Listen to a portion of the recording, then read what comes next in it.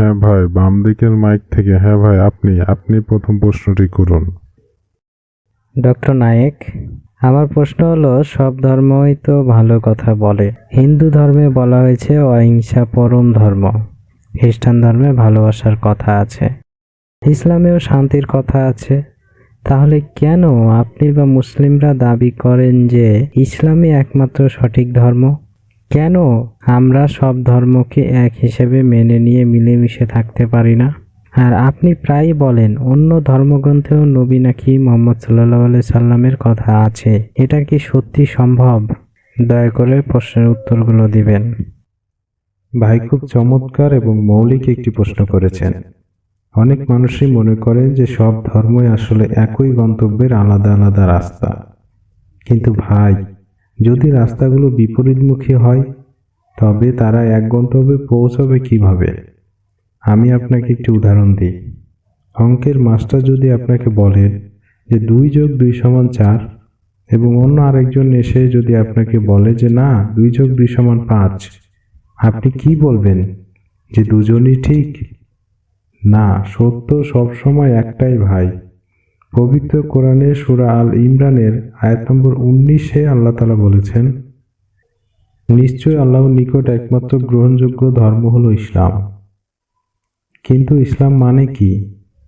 ইসলাম শব্দটি এসেছে সালাম থেকে, যার অর্থ শান্তি। আর এর মূল অর্থ হলো একমাত্র সৃষ্টিকর্তার কাছে নিজের ইচ্ছাকে সমর্পণ করে শান্তি অর্জন করা। অর্থাৎ আদম আলাইহিস সালাম থেকে শুরু করে ইব্রাহিম, মুসা, ঈসা ও মুহাম্মদ সাল্লাল্লাহু আলাইহি সাল্লাম সবাই এই একই ইসলাম প্রচার করেছেন। ভাই, এবার আপনার দ্বিতীয় পয়েন্টে আসি। আপনি বললেন সব ধর্ম কি এক কথা বলে না? চলুন আমরা আপনার ধর্মগুলো দেখি। আপনি যদি উপনিষদের অধ্যায় 6 খণ্ড 2 শ্লোক 1 নম্বর পড়েন, সেখানে বলা আছে ঈশ্বর কেবল একজনই, দ্বিতীয় কেউ নেই। আপনি যদি শ্বেতাশ্বেতর উপনিষদ অধ্যায় 4 শ্লোক 19 পড়েন, সেখানে বলা আছে তার কোনো প্রতিমা বা মূর্তি নেই। এখানে সর্বময় ঈশ্বরের কথা বলা হয়েছে, যে তার কোনো প্রতিমা বা মূর্তি নেই। একই কথা বলা হয়েছে যজুর্বেদে অধ্যায় 32 শ্লোক 3 নম্বর। এমনকি ভগবদ গীতা অধ্যায় 7 শ্লোক 20-এ বলা হয়েছে যাদের বুদ্ধি বৈশ্বিক কামনা বাসনা দ্বারা অপহৃত রয়েছে তারাই দেবদেবীর পূজা করে। তাহলে ভাই, হিন্দু ধর্মগ্রন্থ অনুযায়ী ঈশ্বর একজন এবং তার কোনো মূর্তি নেই। ইসলামও ঠিক একই কথা বলে, লা ইলাহা ইল্লাল্লাহ। সমস্যাটা ধর্মে নয়, সমস্যাটা হলো অনুসারীদের মধ্যে, যারা ধর্মগ্রন্থ না পড়ে ভুল পথে চলছে। এবার খ্রিস্টানদের দিকে তাকান। যীশু খ্রিস্ট বা ঈসা আলাইহিস সালাম কি বলেছেন? তিনি ঈশ্বর। আপনি পুরো বাইবেলের একটিও উক্তি দেখাতে পারবেন না যেখানে যীশু বলেছেন যে তিনি ঈশ্বর। আমি ঈশ্বর অথবা আমার উপাসনা করো, এই কথা বাইবেলের কোথাও যীশু বলেন নাই। চলুন আপনাকে কিছু গসপেলের উদাহরণ দিই। গসপেল অব জন অধ্যায় 14 আয়াত নম্বর 28, যীশু বলেছেন, my father is greater than I.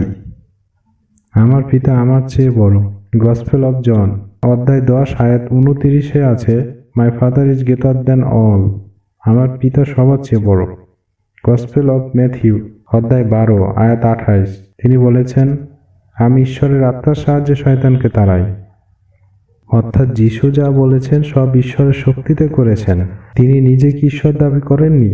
এটাই ইসলাম, এক ঈশ্বরের ইবাদত করা।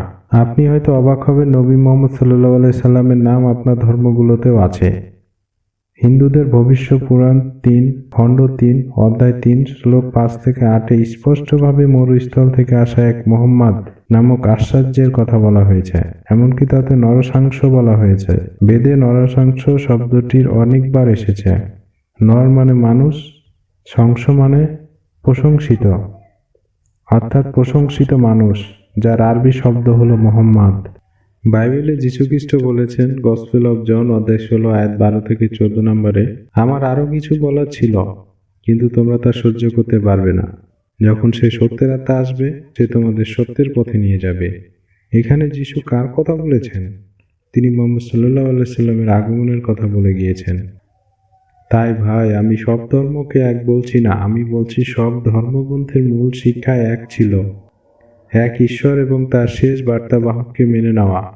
কিন্তু সময়ের আবর্তিতে মানুষ ধর্মগ্রন্থ পরিবর্তন করছে। আজ যদি আপনি একজন সত্য সন্ধানী হন, তবে আপনার উচিত সেই মূল উৎসে ফিরে আসা, আর সেই চূড়ান্ত এবং অপরিবর্তিত উৎস আল কোরআন। এটি শুধু মুসলিমদের জন্য নয়, এটি পুরো মানবজাতির জন্য ফুরকান বা সত্য মিথ্যার পথ পার্থক্যকারী। আমি অনুরোধ করব, আপনি অন্ধভাবে কেন কোনো কথা বিশ্বাস করবেন? নিজের বুদ্ধি ব্যবহার করুন, গবেষণা করুন। সত্য আপনার সামনে স্পষ্ট। আশা করি আপনার প্রশ্নের বিস্তারিত উত্তর পেয়েছেন। ডক্টর, আমি আজ এমন কিছু শুনলাম যা আগে কখনো ভাবিনি। আমি অবশ্যই এটা নিয়ে পড়াশোনা করব। আপনাকে অনেক ধন্যবাদ।